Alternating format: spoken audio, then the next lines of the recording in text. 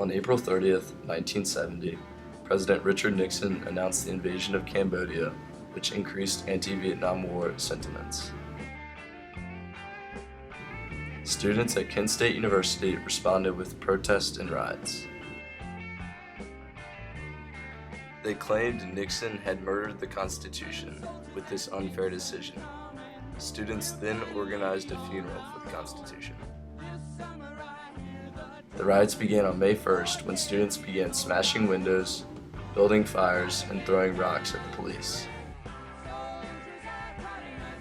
It escalated to the burning of the ROTC building on May 2nd, which represented the distrust and hatred the students had towards military organizations. On May 3rd, the governor of Ohio called in 113 National Guardsmen armed with guns and tear gas. The nation was shocked when lethal violence was used against college students, when 4 students were killed and 9 were injured by the National Guardsmen. The Guardsmen believed their actions were justified and were acting in self-defense, but they had few sympathizers. Charles Colson comments on the hostile situation at Kent State and describes the controversy perfectly.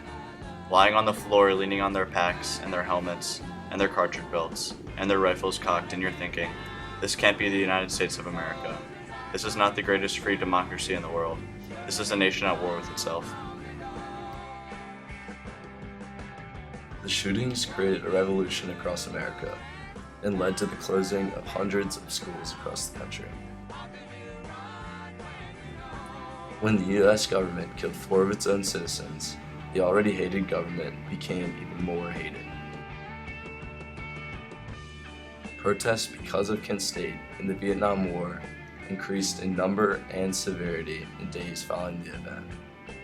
On other campuses around America, protests in response to the Kent State shooting were dispersed, resulting in the death and injury of more students at the University of New Mexico and Jackson State College.